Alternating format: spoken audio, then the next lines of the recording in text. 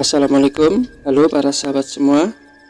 Mudah-mudahan para sahabat senantiasa sehat dan senantiasa lancar semua urusannya. Kembali lagi para sahabat, masih ditemani oleh Pak Toto dari channel Rumah Cerita. Kali ini Pak Toto akan membawakan sebuah cerita kiriman dari Gunawan. Cerita kiriman dari Gunawan ini berjudul Kisah Horor Penjaga Pabrik. Namun seperti biasanya, sebelum Pak Toto melanjutkan ceritanya, silahkan para sahabat yang belum subscribe channel ini untuk terlebih dahulu menekan tombol subscribe. Dan jika para sahabat nanti suka dengan cerita ini, silahkan nanti klik tombol like, dan jika tidak suka silahkan klik tombol dislike. Dan silahkan para sahabat semua tinggalkan jejak dengan cara berkomentar di bawah. Baik, cerita seram dimulai. Hari ini aku Irfan. Usiaku saat ini 31 tahun. Saat ini aku bekerja di sebuah perusahaan yang berlokasi di kawasan industri Pulau Gadung. Hari ini aku masuk shift sore ya, karena di tempatku bekerja memang hanya ada 2 shift untuk para petugas keamanan, yaitu shift siang dan shift malam. Aku kebetulan hari ini dapat shift sore atau shift malam, dan kami bekerja 12 jam. Jadi kalau yang shift pagi dimulai dari jam 7 pagi sampai dengan jam 7 malam. Sedangkan yang shift malam dimulai dari jam 7 malam sampai jam 7 pagi. Saat itu aku berangkat bersama dengan 2 orang sahabatku, yaitu Ilham dan Darman. Ilham saat itu berusia 30 tahun, sedangkan Darman saat itu berusia 27 tahun. Saat itu jam telah menunjukkan pukul 6:30 malam ketika aku sampai di tempatku bekerja, dan jam 7:45 lalu kami mengadakan apel untuk mendiskusikan beberapa masalah dan untuk melihat kesiapan kami dalam bekerja. Jam 7 malam kemudian kami melanjutkan aktivitasnya dengan memulai bekerja di perusahaan ini. Hari itu jam 7 sampai jam 12 malam aku ditempatkan di depan pos bagian depan. Saat itu yang jaga malam di perusahaan ini ada 12 orang. Aku saat itu dalam 12 orang dibagi dalam 4 kelompokku saat itu dengan Ilham dan Darman. Sedangkan yang lainnya masing-masing 3 orang. Malam itu saat kami tugas di bagian depan, situasinya aman dan terkendali. Kami tidak menemukan satu keanehan apapun yang ada di perusahaan ini.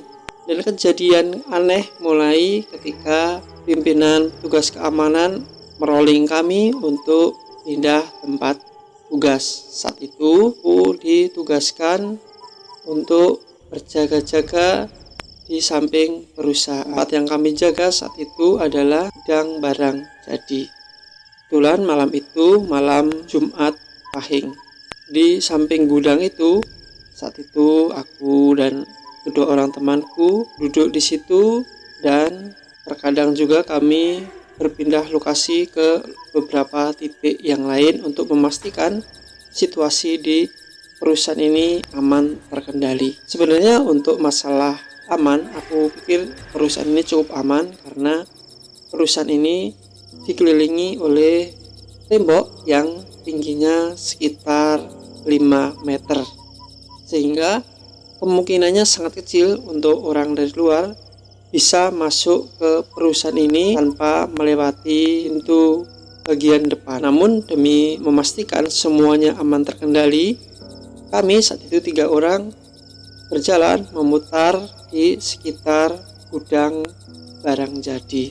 Saat itu jam telah menunjukkan sekitar jam 1 kurang beberapa menit. Saat itu berada di belakang gudang. Di belakang gudang itu kebetulan salah satu lampu yang ada, lampu itu putus dan belum sempat diganti. Mungkin besok pagi baru diganti karena stoknya kami kebetulan saat itu habis. Ketika kami melewati sebuah pojokan, di situ ada sebuah kamar mandi.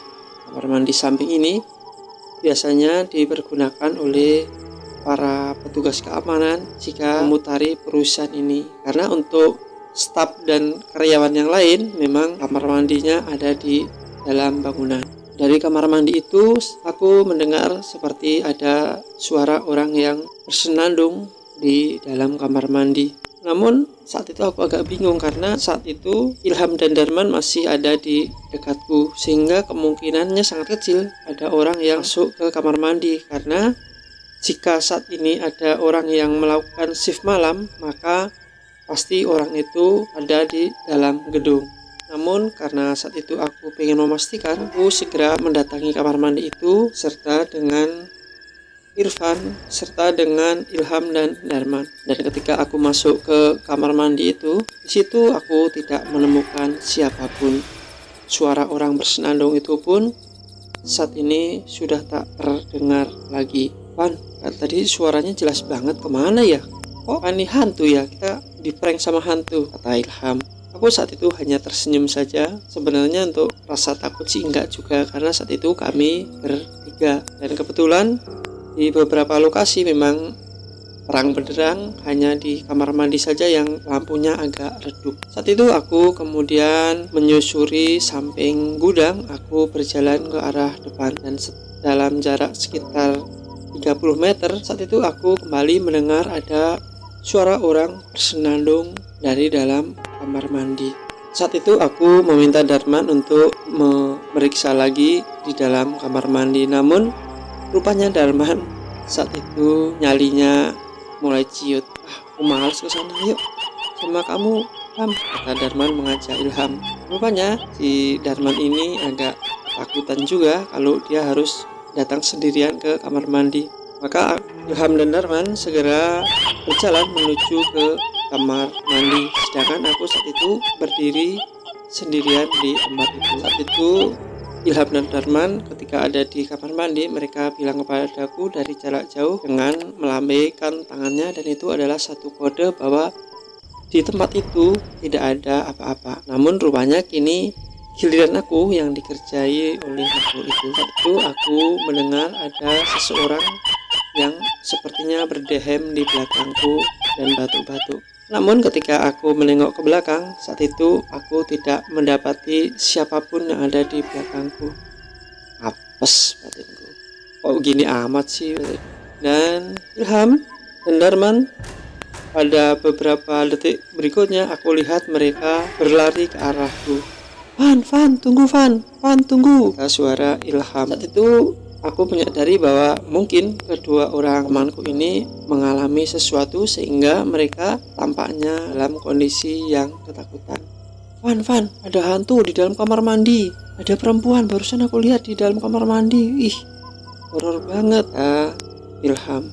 Aku saat itu hanya tertawa saja sambil tersenyum, dan aku juga menceritakan bahwa tadi aku diganggu oleh sesuatu, yaitu ada suara orang batuk-batuk di belakang. Aku lalu menuju ke arahnya Ilham dan Darman, dan saat itu aku memberanikan diriku untuk beranjak ke kamar mandi untuk memastikan segala sesuatunya aman terkendali. Karena saat itu yang aku takutkan itu bukan hantu, namun sosok manusia yang berusaha menakut-nakuti petugas keamanan, dan takutnya dia akan melakukan kejahatan di perusahaan ini. Aku segera berjalan menuju ke kamar mandi, dan saat itu aku menggunakan senter. Kamar mandi itu saat itu ada sekitar 4 petak di dalamnya, dan saat itu aku lihat di sekitar toilet pria.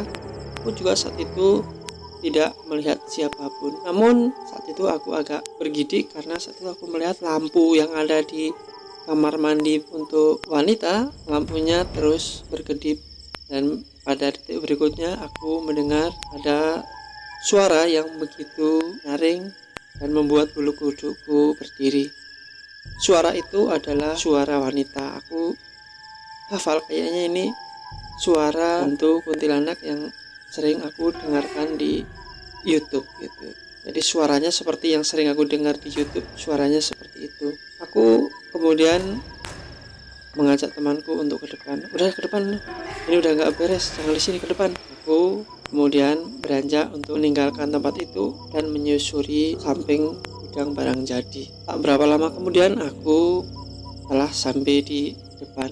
Dan ketika aku bertemu dengan kelompok lain, mereka rupanya malam ini juga hampir sama dengan kami, yaitu mengalami beberapa kejadian aneh. Saat itu lalu kami tidak pisah lagi, kami saat itu lalu gabung menjadi 6 orang. Dan karena kami saat itu sudah 6 orang, saat itu kami sudah tidak itu ketakutan lagi. Lalu orang-orang itu aku ajak untuk ke kamar mandi tadi, dimana saat itu aku mendengar suara para kuntilanak.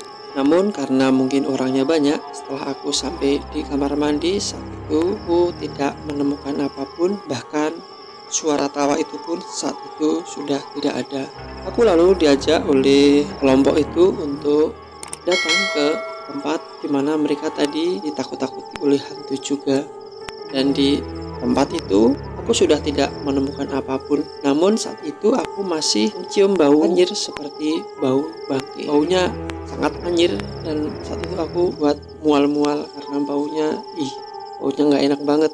Saat itu kami lalu sepakat 6 orang ini kita jadikan dalam satu tim, karena kalau kita bagi menjadi 3 orang, malam ini kami sedikit down dan sedikit takutnya nanti dalam bekerja malah kami tidak optimal lagi. Namun saat itu aku berinisiatif tetap yang 6 orang ini harus kita pecah jadi 2, namun jaraknya tidak berjauhan supaya kami bisa saling memonitor satu dengan yang lainnya.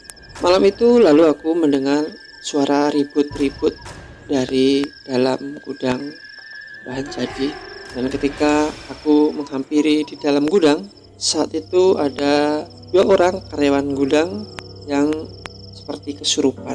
Jadi saat itu yang ada di gudang barang jadi ada sekitar 10 orang. Lalu yang 2 orang itu mengalami seperti kesurupan.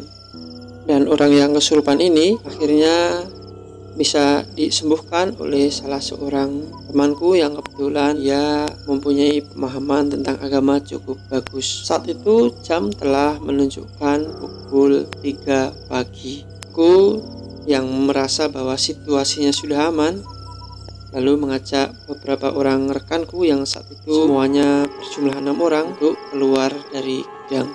Saat itu aku berada di barisan paling depan. Dengan PD-nya aku melangkah karena saat itu aku merasa jumlah kami ada 6 orang, tidak mungkin ada makhluk halus yang akan mengganggu kami dengan jumlah manusia sebanyak itu. Namun ternyata anggapanku ini salah. Saat aku keluar dari pintu gudang, itu aku dikejutkan oleh sosok bayangan berwarna putih. Namun tak berapa lama kemudian sosok bayangan berwarna putih ini tiba-tiba berubah menjadi seperti sosok karyawan perusahaan ini. Saat itu aku ingat dengan bentuk seragamnya sama persis dengan yang dipergunakan oleh para karyawan yang bekerja di perusahaan ini. Dan saat itu aku melihat dia adalah seorang pria, dan aku melihat dia tangannya itu seperti buntung, kemudian tangannya seperti berdarah-darah. Aku saat itu menjadi sedemikian kacau pikirannya karena memang aku tidak begitu suka bila melihat pemandangan orang yang berdarah-darah. Dan ketika itu aku mendengar seolah-olah dia berteriak sakitan dan meminta tolong. Tolong, sakit banget ini, tolong. Kata suara itu terus meminta tolong. Aku lalu mencoba mendekat ke arah suara itu, dan sosok itu aku melihat dia lalu bergerak ke depan ke arah gudang bagian depan. Aku saat itu berusaha untuk mengejar hantu yang berbentuk pria berdarah-darah itu, namun rupanya pergerakan hantu ini sedemikian cepatnya bahkan aku tidak mampu untuk menyusul sosok itu. Aku kemudian sampai ke bagian depan dari gudang itu, dan ketika itu aku lalu teringat dengan kejadian sekitar seminggu yang lalu, di mana saat itu ada seorang karyawan yang mengalami luka-luka dan tangannya terjepit oleh mesin sehingga tangannya itu putus, dan karyawan tersebut akhirnya meninggal dunia. Aku saat itu langsung teringat, mungkin ini arwahnya dia, batinku kemudian. Dan setelah itu aku dan beberapa temanku tidak seperti tadi yang tadi misah. Saat ini kami lalu bersama-sama kembali sampai pagi hari. Dan ketika pagi harinya sekitar jam 3 dan ketika pagi harinya sekitar jam 5, situasinya telah aman dan terkendali. Suara-suara maupun penampakan kami sudah tidak melihat kembali. Nah, itulah para sahabat, cerita kiriman dari Gunawan. Mudah-mudahan cerita kiriman dari Gunawan ini menghibur para sahabat semua. Dan jangan lupa subscribe channel ini ya. Akhirnya Pak Toto mengucapkan wassalamualaikum warahmatullahi wabarakatuh.